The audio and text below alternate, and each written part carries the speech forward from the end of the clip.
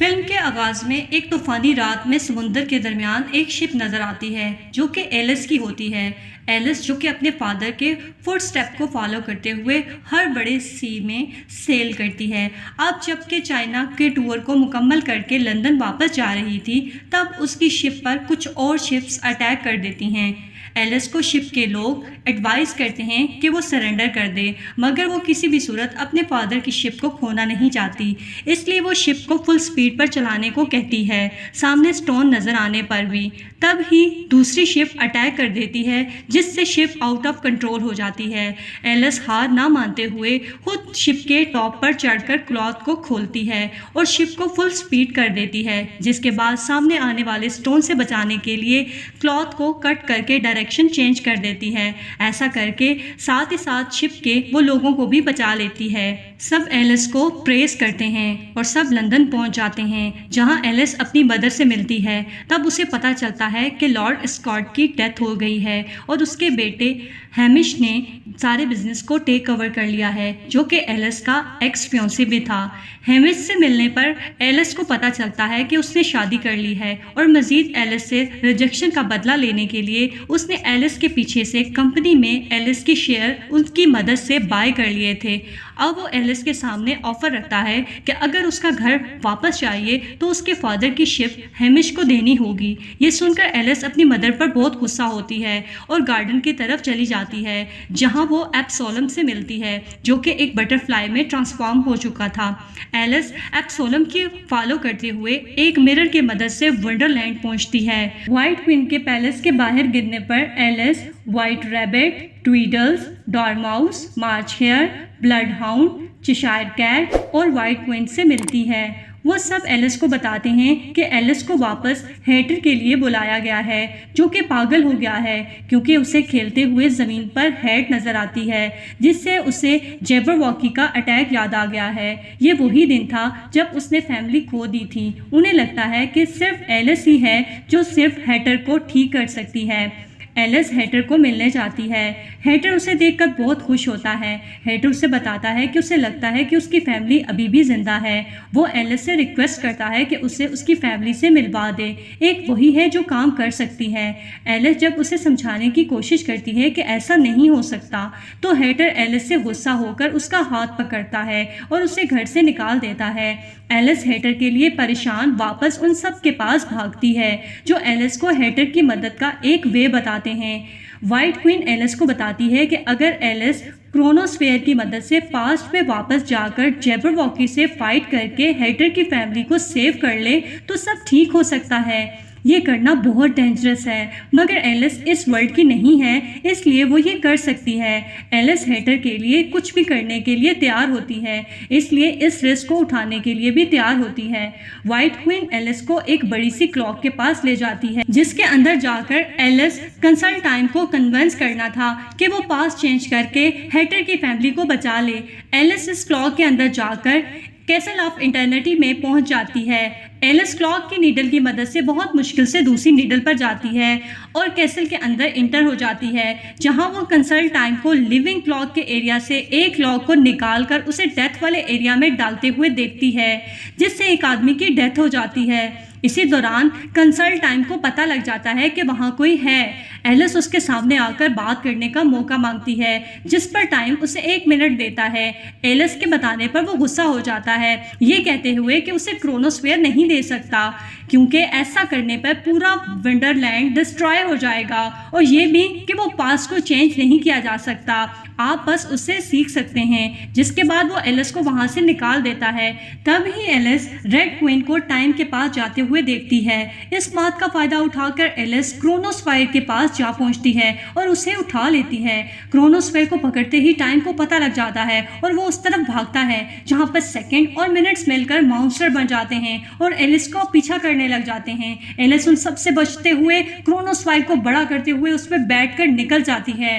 Red queen time को manipulate करके क्रोनोस्फेयर को उसके पास लाने को कहती है। एलिस को पता चलता है कि क्रोनोस्फेयर को एक शिप की तरह चलाना है, जिस पर वो बगैर डरे उस पर चलना शुरू हो जाती है। यहाँ पर क्रोनोस्फेयर के बगैर टाइम की हालत खराब होने लग जाती है।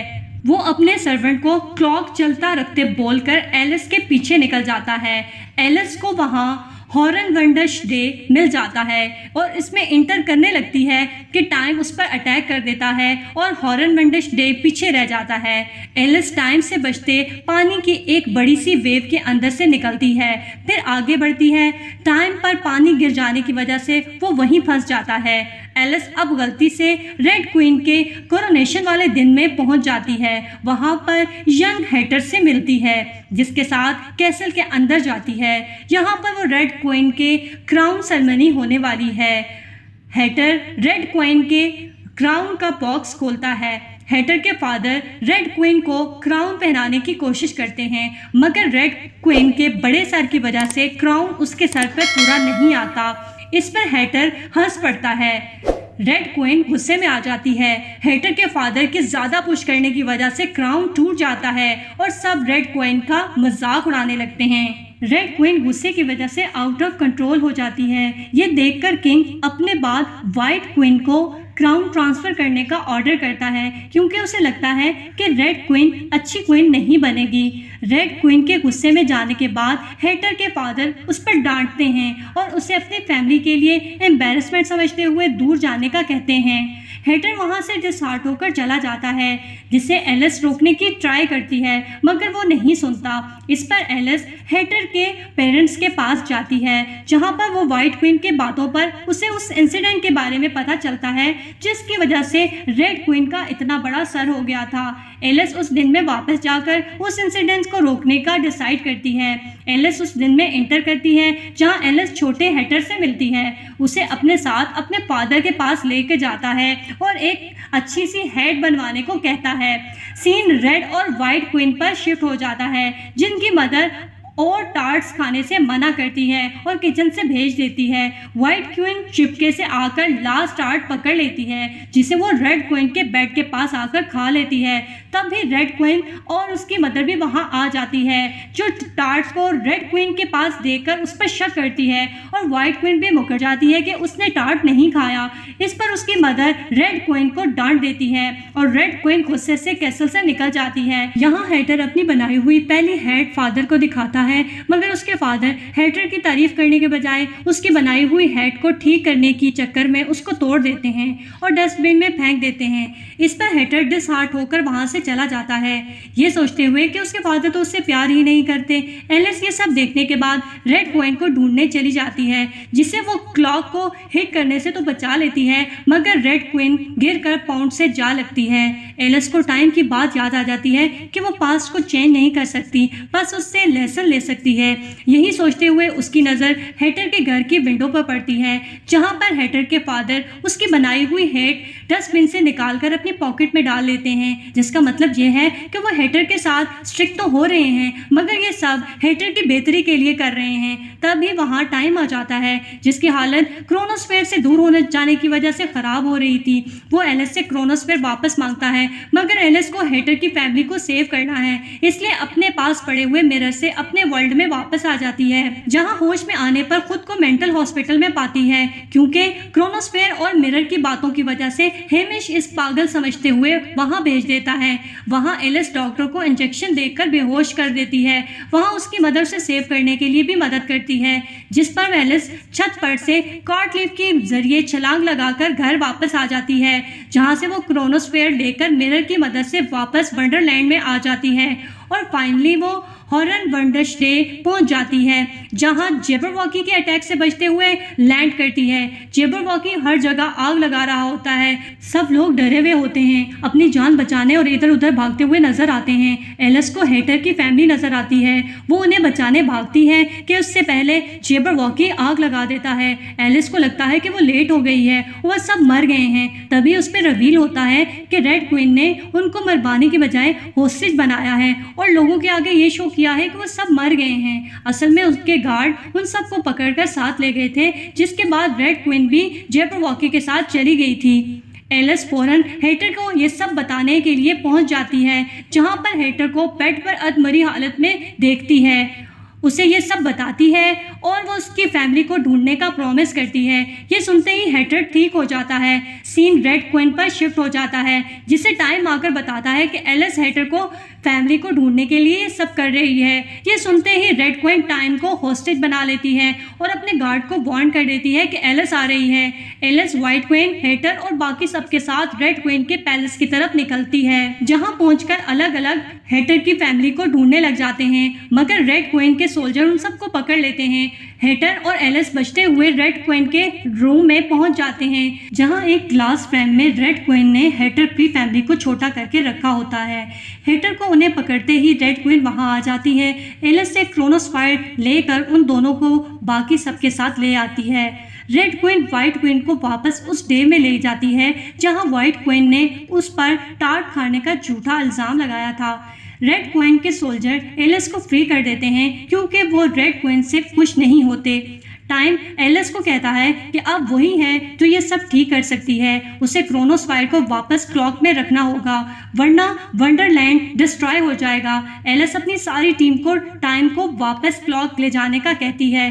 खुद हेटर के साथ रेड क्वीन से क्रोनोस्फायर वापस लेने चली जाती है। जब व्हाइट क्वीन सबके सामने सच बोलने से मना करती है तो रेड क्वीन पास्ट के लोगों के सामने सच बताने के लिए खुद को एक्सपोज कर देती है, जिस पर वो स्टैचू बन जाती है, क्योंकि पास्ट और प्रेजेंट को साथ नहीं लाया जा सकता। और रेड क्वीन को ऐसा करते ही वो तो स्टैचू बनती ही है, वहाँ पर पास्ट की क्वीन भी स्टैचू में चेंज होना शुरू कर देती है। अब आहिस्ता आहिस्ता सारा वंडरलैंड डिस्ट्रॉय होने लग जाता है।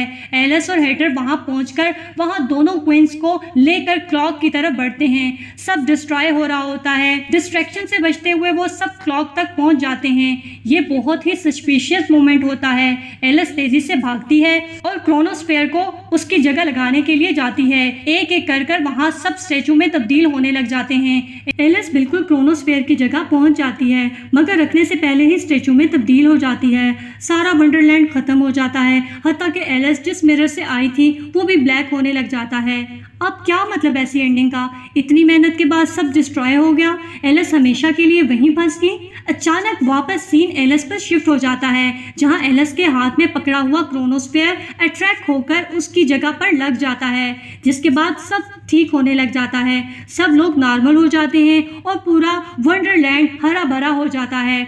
व्हाइट क्वीन रेड क्वीन से अपनी गलती की माफ़ी मांग लेती है, जिसके बाद हेटर की फैमिली को वापस उनके नॉर्मल साइज में ले आती है। एलिस टाइम को थैंक यू बोलकर अपने फ्रेंड से मिलती है और मिरर की मदद से वापस अपने वर्ल्ड में आ जाती है, जहां अपनी मदर को बेघर होने से बचाने के लिए अपनी शिप देने के लिए तैयार हो जाती है। मगर हेमेश के एरोगेंस को देखकर उसकी मदर रोक देती है और लास्ट सीन में एलिस अपनी मदर के साथ अपने फादर के बिजनेस को आगे बढ़ाते हुए नजर आती है। यहीं पे मूवी एंड हो जाती है। मजीद मूवीज को देखने के लिए देखते रहिए 22 डिजिटल एंटरटेनमेंट और हमारे चैनल को सब्सक्राइब करना मत भूलिएगा।